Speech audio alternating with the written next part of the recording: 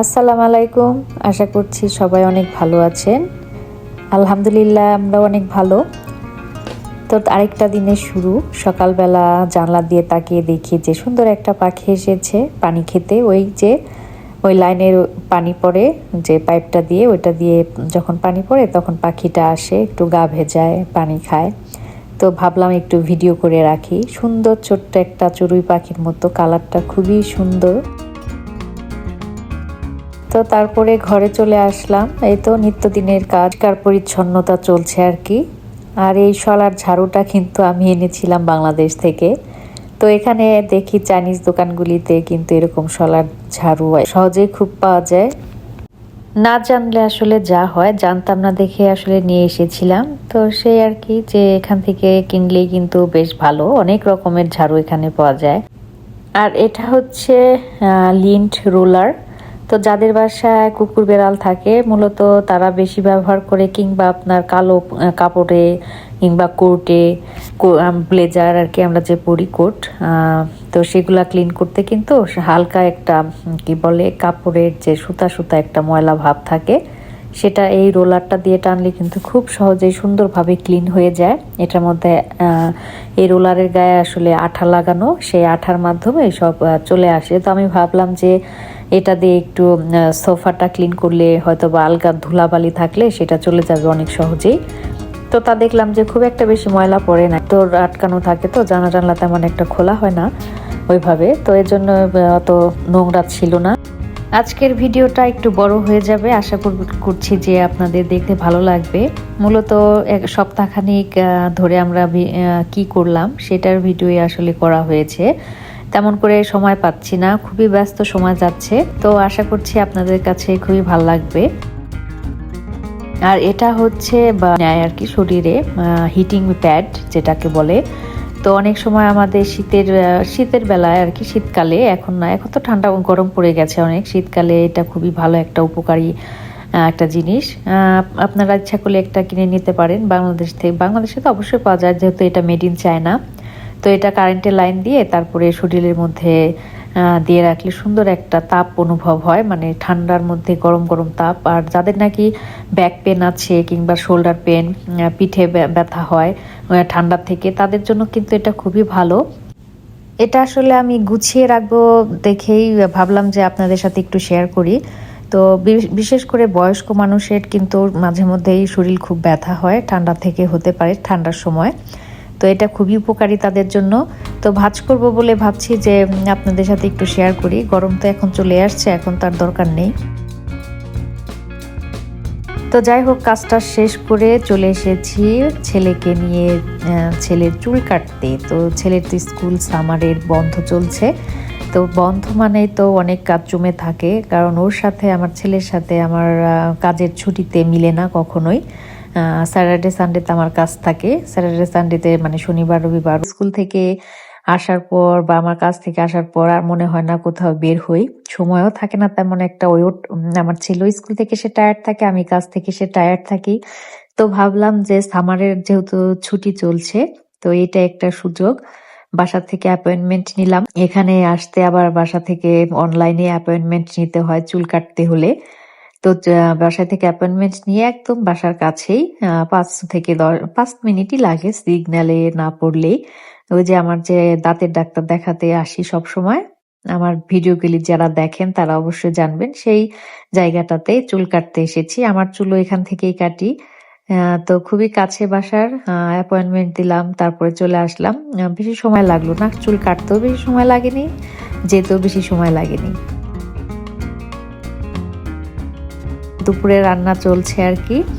আর আমার ছেলে চুল মোটেও কাটতে চায় না, চুল শুধু বড় রাখতে চায় গরমে, তারপরেও সে কাটবে না। তো স্কুল বন্ধ হলো, তো ভাবলাম জোর করে এখন নিয়ে যাই। তো নিয়ে গেলাম একটু চুল কাটতে, আবার একটু খাবার টাবার কিনে দিলাম একটু দোকানে নিয়ে। তো এই আর কি। আর চুল কাটতে খুবই রিজনেবল প্রাইস নেয়, অন্যান্য দোকানে আরো বেশি নেয়। এই দোকানটাতে দেখলাম যে $20 মধ্যেই ছেলে হোক মেয়ে হোক সবার চুলই কেটে দেয়। একটা মিনি রোজ নিয়ে আসছি, এত সুন্দর লাগলো দেখে, নাই নিয়ে পারলাম না, দামও রিজনেবলই ছিল। সাত সাত না $8 নিল মনে হয়। এত সুন্দর একটা কালার। তো 3টা কালার ছিল, আমার এই কালারটা ভালো লাগছে, লাল রঙেরও ছিল, আর একটা মনে হয় সাদা না হলুদ দেখলাম। তো এটা এখন লাগাবো, দেখি লাগাই দিই। আর বাংলাদেশের মতো যে কাপড় চোপড় বাইরে শুকাতে দিছি। তো এখন তো ওয়েদার খুব ভালো, 2 মিনিটের মধ্যে সব শুকায় যায় একদম। আমার ব্যাকইয়ার্ড আমি সুন্দর মতো ইউজ করি আর কি। তো এই আর কি, এখানে নর্মালি কেউ বাইরে কাপড় চোপড় শুকায় না, তা আমি আর কি শুকাইলাম। গাছপালা অনেক শখ করে আনি, ভালো লাগে, কিন্তু ওই তো বাঁচাতে পারি না। বেশিরভাগ গাছই এনে দেখা যায় কিছুদিন পরে মারা গেছে। বেশি পানি দিলেও মারা যায়, বেশি ড্রাই হলেও মারা যায়। যে কি যে একটা মানে অবস্থা। এই ঘরের যে প্ল্যান্টগুলা মানে ইনডোর প্ল্যান্ট সবগুলা বের করেছি, মনে হচ্ছে মাটি বেশি হয়ে গেছে। আবার পানি দিলেও কেমন যেন দেখি ভেজা ভেজা থাকে। কি একটা যে অবস্থা, গাছের পরিচর্যা করার পরেও যেন ভালো থাকতে চায় না। তো এই আর কি যে একটু আচার বানাচ্ছি, কি বলে আমের ঝুরি আচার। অনেক রোদ, তো এক রোদে আমার আমের ঝুরিগুলি যে করে দিয়েছিলাম রোদে শুকাতে, একদম শুকিয়ে কটকটে হয়ে গেছে, একদম কি বলে প্লেটের সাথে লেগে গেছে। তো এখন একটু সরিষার তেল আর রসুন গরম করে ওইটার মধ্যে ঢেলে দিব, তারপরে একটু রোদে টোদে রাখবো। এটা খেতে খুবই মজা, কিন্তু সমস্যা হলে আমগুলা বেশি টক না। এই দেশের যে কাঁচা আমগুলা পাওয়া যায় সেগুলা বেশি টক থাকে না। তো রোদ কিন্তু প্রচণ্ড, রোদে যে এত সুন্দর করে আমগুলো এক রোদে শুকিয়ে যাবে আমি কল্পনাও করতে পারি নাই। তো খুবই ভাল লাগছে। এই আচারটা কিন্তু খিচুড়ি দিয়ে খেতে খুবই টেস্ট। এটার তেলের মধ্যে একটা আমের ঘ্রাণ চলে আসে, খুবই ইজি প্রসেস, খুবই ভাল লাগে। আর এখানে তো রোদ টোদ ঠিক মতো পাওয়া যায়, আচার নষ্ট হওয়ার কোনো প্রশ্নই আসে না। তো আর অন্যান্য আচার দিব কি, কাঁচা আমের তো ওরকম পাওয়া যায় না, কাঁচা আমের টকও থাকে না, এই জন্য অন্য আচারগুলি দিতে তেমন আগ্রহ করি না। একটু পাঁচফোড়ন দিয়ে দিচ্ছি, তারপরে বোতলটা আমি একটু রোদে রাখবো, তার সুন্দর একটা স্মেল বের হয়ে আসবে। তো এই আর কি আমের আচার, অনেকদিন পর আমের আচার বানাইলাম। বাংলাদেশে তো আমার বয়ম ভর্তি ভর্তি করে আমের আচার থাকতো, খিচুড়ি দিয়ে খাইতাম। তো এই আর কি, যাই হোক, দুপুরবেলা দেখলাম যে এই এয়ার কন্ডিশন ঠিক করার থেকে লোকে খবর দিয়েছিলাম। তো জুলাই মাসে তো অনেক বেশি গরম পড়ে, ভাবলাম যে বেশি গরম পড়ার আগে এয়ার কন্ডিশনটা একটু ক্লিন করি বা একটু লোক দেখায় যে সব ঠিকঠাক আছে কিনা। আমরা যাদের কাছ থেকে বাড়িটা কিনেছি তখন তো সব বললো যে ঠিকঠাক আছে। তারা তো ভিতরে সব কিছু চেক করে না, জাস্ট এয়ার কন্ডিশনটা চলছে কিনা ঠিক মতো সেটাই দেখে। তো ভাবলাম যে আমরা একটু চেক করে দেখি। তো লোক খবর দেওয়া হলো, ফোন করে ওরা আসলো। এটা একটা কোনো কোম্পানির মাধ্যমে টাকা পে করতে হয়েছে আমাদের। কত লাগলো, $50 না তারও বেশি, একটু বেশি লেগেছে। তো যাই হোক, টাকা দিয়ে হলো একটা কাজ সুন্দর মতো হয়ে গেলে ভালো হয়। তো ছেলেটা আর কি বললো যে আমাদের যে ফ্যান ঘুরে, যে ফ্যান ঘোরার মাধ্যমে তো কি বলে এয়ার কন্ডিশন ঠান্ডা হয়, তো ওই ফ্যানের যে মোটরটা সেটা জং ধরে গেছে, ওইটা চেঞ্জ করলে ভালো হবে, কারণ যে কোনো মুহূর্তেই ওটা নষ্ট হয়ে যেতে পারে, বন্ধ হয়ে যেতে পারে। তো বন্ধ হয়ে গেলে আবার কি বলে এয়ার কন্ডিশনটা নষ্ট হয়ে যেতে পারে। তো বললো কি যে এটা চেঞ্জ করতে, মোটর চেঞ্জ করতে গেলেও আবার কিছু টাকা লাগবে, $800 মনে হয় বললো মোটরের প্রাইসটা। তো দেখি, আমরা চিন্তা ভাবনা করছি। তো এই গরমের মধ্যে লাস ভেগাসে যারা থাকেন বা অন্য স্টেটে অনেক গরম পড়ে, যদি আমার ভিডিও কেউ দেখে থাকেন, অনেক দিন হয়তো বা আপনারা আপনাদের এয়ার কন্ডিশন ক্লিন করেন না কিংবা একটা লোক দেখান না, আপনারা কিন্তু একটু চেক করে নিতে পারেন সব কিছু বেশি গরম পড়ার আগেই। ও কিন্তু আমাদের এয়ার কন্ডিশনটা খুব সুন্দর করে একটা ক্লিন করে দিয়ে গেল, খুবই ভালো হয়েছে ব্যাপারটা। অনেক কিছু আছে যে আমরা, যেমন আমাদের রোগ হলে ডাক্তারের কাছে গেলে জানতে পারি, তেমন আমাদের ঘরের অনেক কিছু আছে যেটা ছাড়া আমাদের লাস ভেগাসের এই গরমে আমরা এয়ার কন্ডিশন ছাড়া তো থাকতেই পারবো না। তো সেগুলোর একটু যত্ন নেওয়া উচিত আর কি।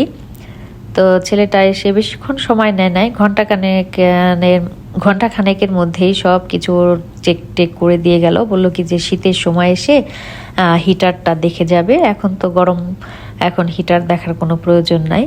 তো আমরা ওকে কিছু টিপস দিলাম, এটা বাধ্যতামূলক না, টিপস দিয়ে তারপরে আমরা ওকে বিদায় করে দিলাম। তো খুবই ভালো একটা ডিসিশন ছিল।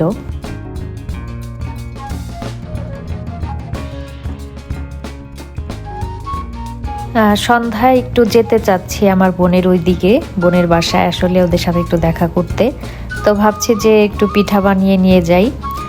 তো আমি তো চিতই পিঠা খেতে খুবই পছন্দ করি, মাঝে মধ্যেই নিজেই বানাই খাই।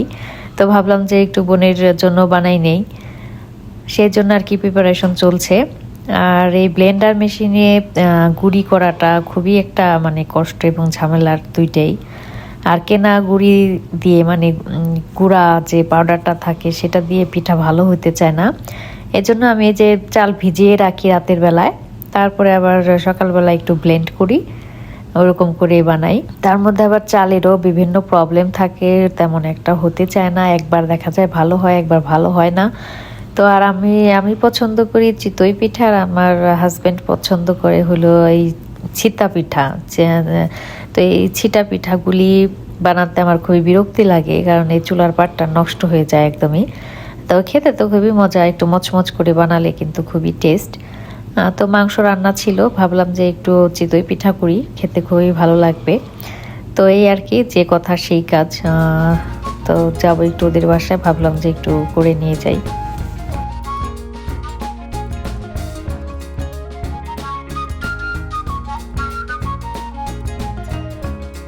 চুলার তাপের কারণে আসলে এই চিতই পিঠাটা হতে চায় না। হয় কি, দেখা যায় এক সাইডের পিঠাগুলি ভালো হয়েছে আর এক সাইডের পিঠাগুলি ভালো হয় না, মনে হয় যে তাপ ঠিক মতোই লাগছে, আসলে তাপটা ঠিক মতো লাগে না।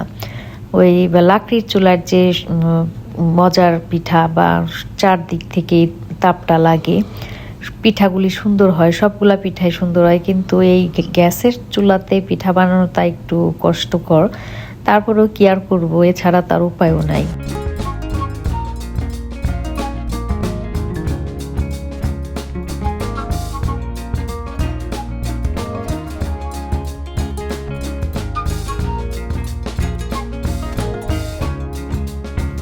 চলে আসছি আমার বোনের বাসায়। যারা আমার ভিডিও নিয়মিত দেখেন তাদেরকে অনেক ধন্যবাদ, এবং কি তারা অবশ্যই আমার বোনের বাসার এই সামনের টুক দেখেই বুঝতে পারেন, কারণ সবসময় আমার ভিডিওতে দেখাই।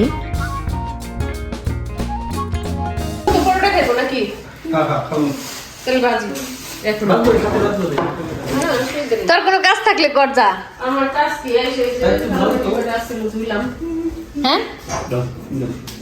হ্যাঁ না, মিঠু ভাই কি খাবো না এখন? মিঠু ভাই আসুক, তারপর বেঁচে খাই। তুই খাস, তুই তো পিঠা খা। এই এটা হলো যাই বেলা মাছের ঝুড়ি, বুঝছস? তুমি কি পরোটা খাবা? অনেক সুন্দর বাবা। মাইকেল জ্যাকসনের ফ্যান। হ্যাঁ, আবার করো দেখি। মিউজিক দাও না কেন? আমি পোস্ট করে দেবো ওটা। এটা করবা?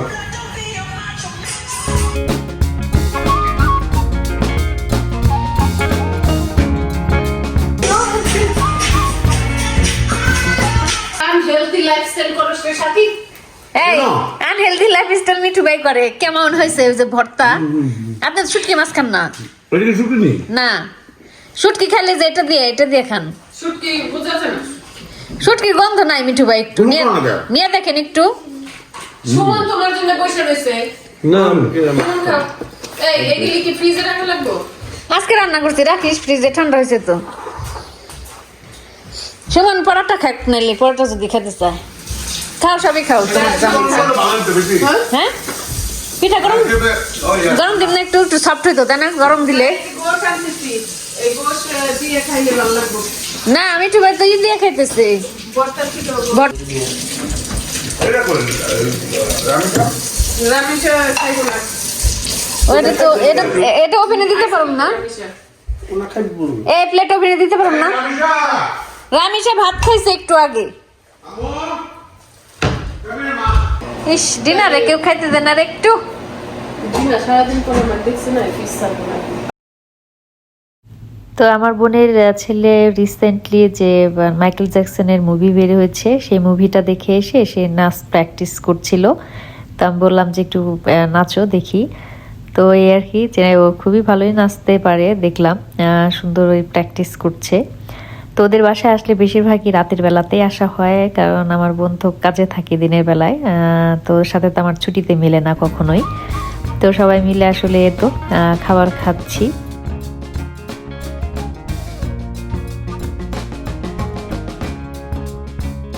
সেদিন দোকান থেকে এই কাচের জারটা নিয়ে এসেছি, যে ওই এই গাছটা এটার মধ্যে রাখবো বলে।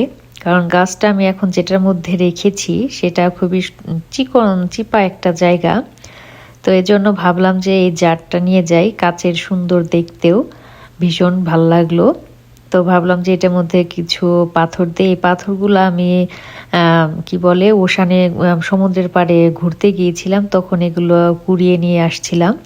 আমি ভুলেই গিয়েছিলাম এই পাথরগুলোর কথা। আমার হাজবেন্ড সেদিন বলছে যে দেখো এটার ভিতরে যে পাথর আনছিলা ভুলে গেছো কিনা। তো ভাবলাম যে এই পাথরগুলো আমি একটা কাজে লাগার। পাথরগুলো এত সুন্দর মনে হচ্ছিল ওইগুলো তেল মেখে কেউ সুন্দর চকচকে একদম তেল তেলে করে রেখেছে। আসলে এমনটা না, পানির বাড়িতে বাড়িতে আসলে এরকম তেল তেলে হয়ে গিয়েছিল, কিন্তু বাসায় আনার পর মনে হচ্ছে পাথরগুলা বেশি সুন্দর। হোক, এই গাছগুলা আমি এটার মধ্যে সেট করে দিব যাতে ওরা একটু বেশি নিঃশ্বাস নিতে পারে গাছগুলা, আর হচ্ছে একটু পাতা টাতা বেশি গজায়। তো চিপা ওইটার মধ্যে রেখে আসলে ঠিক হয় নাই। তো দেখি এখন কত পর্যন্ত পাতাগুলা গজায়। আর জিনিসটা আমার কাছে খুবই ভালো লাগে। আর এই গাছগুলা খুবই দামি একটা গাছ, তো কিনতে গেলেও বেশ খরচ। ওরা এরকম কিন্তু সুন্দর করে কিনতেও পাওয়া যায়। তো ভাবলাম যে নিজে একটু করেই, এটা লম্বা একটা স্টিক ছিলাম, এটাকে মাঝখান থেকে কেটে দুইটা বানিয়েছি।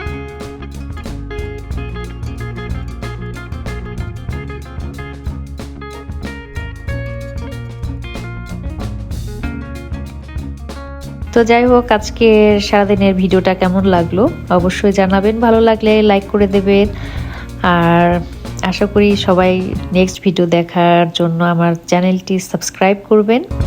সে পর্যন্ত সবাই অনেক অনেক অনেক ভালো থাকবেন। দেখা হবে অন্য কোনো ভিডিওতে, অন্য কোনো সময়।